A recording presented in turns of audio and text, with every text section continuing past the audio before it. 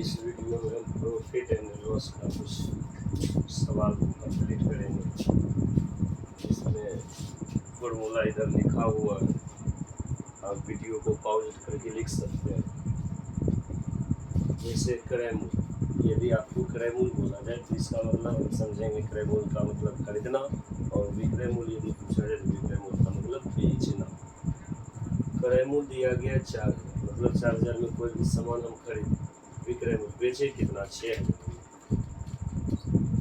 क्या बोलेंगे लाभ कितना हो और लाभ प्रतिशत इसके लिए उस तरफ फॉर्मूला लिखा लिखेंगे सूत्र से।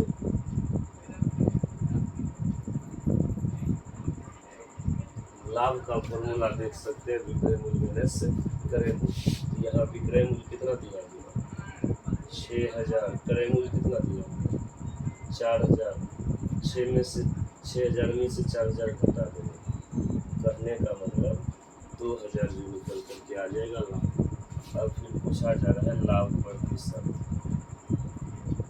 लाभ प्रतिशत का यहाँ सूत्र देख सकते हैं, लाभ गुना 100 क्रय मूल्य। तो लाभ यहाँ निकल कर के आ गया है 2,000 गुना 100 क्रय मूल्य। यहाँ देख सकते हैं क्रय मूल्य कितना दिया गया 4, 1 जीरो यहाँ से 1 जीरो यहाँ से 1 जीरो यहाँ से 4 का बाहर में 20, 5 बार में 1 जीरो बैठा देंगे। यहाँ जो बाहर में प्रतिशत देंगे, 50 गुना 1 करेंगे, 50 प्रतिशत का बैठेगा। कहने का मतलब लाभ जो है अगर प्रतिशत में पूछा जाए तो 50%। अब दूसरा सवाल, क्रय मूल्य 1,600 रुपया दिया गया, विक्रय मूल्य 1,200। कोई सामान हम 1,600 में खरीदे, बेचे कितना 1,200। इसमें जो है लाभ होगा या हानि, पता चल रहा है कि यहाँ क्या हो रहा है, हानि होगा। यहाँ लिख लेंगे सूत्र से, और आप चाहे तो सूत्र यहाँ लगा सकते हैं, डायरेक्ट बना लो। हानि यदि रुपया में पूछा जाए, हानि के लिए सूत्र लिखा हुआ क्रय मूल्य माइनस विक्रय मूल्य। क्रय मूल्य यहाँ दिया गया है 1,600 रुपया, बेचा गया है कितना 1,200। 1,600 1,200 घटा देंगे, कहने का मतलब 400 रुपया हानि होगा, यहाँ निकल गया। अब और एक सवाल पूछा गया हानि प्रतिशत। इसका फॉर्मूला होता है हानि गुना 100 बटे क्रय मूल्य। हानि देख सकते कितना निकल करके आया 400 गुना 100 बटे क्रय मूल्य देख सकते हैं 1,600। 1 जीरो कट गया 2 जीरो। अब 8 से काटो, 8 दूनी 16, 8 पंचे 40, 2 से काटो 25। कहने का मतलब यहाँ प्रतिशत लगा 25% क्या हुआ हानि। देखो अब ये सवाल को सही से सीखना। जैसे क्रय मूल्य दिया है 400 और लाभ प्रतिशत, विक्रय मूल्य नहीं दिया, लाभ भी दिया है, रुपया में नहीं लाभ प्रतिशत में दिया है। तो इस सवाल के लिए यहाँ फॉर्मूला हम लिखें, यदि क्रय मूल्य दिया हो तो विक्रय मूल्य पूछा जाए तो निकाल सकते हैं। लाभ में भी हानि में, यदि विक्रय मूल्य दिया हो तो लाभ में भी हानि में भी यहाँ से फॉर्मूला लगाकर निकाल सकते हैं। आप यहाँ थोड़ा ध्यान से देखें, बस यही बन गया। जैसे क्रय मूल्य दिया है 400, लाभ प्रतिशत दिया है 10%। तो पूछा जाए विक्रय मूल्य, आखिर उस सामान को कितना में बेचा गया, तो बोलेंगे पहले जो क्रय मूल्य दिया है उसको आप लिख लीजिए, गुना आप इतना कर लिए। अब 10% लाभ होगा तो 10% को देखो लिख लीजिए, 100 इसमें प्लस कर दो, 10 ये है 100 प्लस कर देंगे 110% का मतलब 100। क्रय मूल्य दिया है तो बिल्कुल जैसा है इसको इस प्रकार से लिख देंगे 110 बटे 100 से इसको गुना, 1 जीरो यहाँ से 1 जीरो यहाँ से, नीचे में 1 बचा, अगर 4 44 ऊपर कितना जीरो, नीचे लिखो या मत लिखो। कहने का मतलब क्रय मूल्य था 400, विक्रय मूल्य कितना निकल गया 440। तो लाभ क्या होता है, यहाँ से लाभ का फॉर्मूला लगा सकते हैं, विक्रय मूल्य कम करेंगे। यदि नहीं याद है तो हम सिंपल समझेंगे, ये दोनों बड़का में से छोटका को घटा देंगे। कहने का मतलब 440 में से 400 को घटा देंगे। यहाँ 40 रुपया जो निकल करके आया, यही निकल करके आया लाभ। क्रय मूल्य 3000 रुपया में कोई सामान खरीदे और हमको विक्रय मूल्य नहीं दिया गया, सिर्फ ये पता हानि हुआ है, वो भी प्रतिशत में कितना, 20%। पूछा जाए कि विक्रय मूल्य कितना होगा, इसके लिए भी यहाँ फॉर्मूला लिखा गया, क्रय मूल्य दिया, इसमें हानि यहाँ देख सकते हैं आप। तो क्या करेंगे, विक्रय मूल्य, क्रय मूल्य जो दिया उसको आप लिख लीजिए यहाँ गुना से। लाभ हुआ तो 100 में लाभ प्रतिशत को प्लस कर दें, हानि होगा तो 100 में माइनस कर देना। तो 100 में 20% 20 को घटा देंगे, कितना बचा, 80% का मतलब नीचे 100।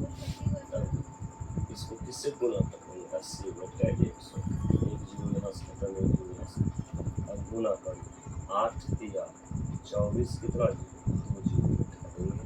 इस प्रकार से क्रय मूल्य था 3000 में सामान खरीदे थे, बेचे कितना, 2400 में, कितना घाटा लगा, प्रतिशत 20%। रुपया में पूछेगा कितना, अभी तो बताए बड़का में छोटा घटा देंगे, या तो हानि का फॉर्मूला देख सकते हैं, क्रय मूल्य माइनस विक्रय मूल्य। 3000 में से 2400 घटा देंगे, तो कहने का मतलब 600 रुपया का घटा हुआ हानि को।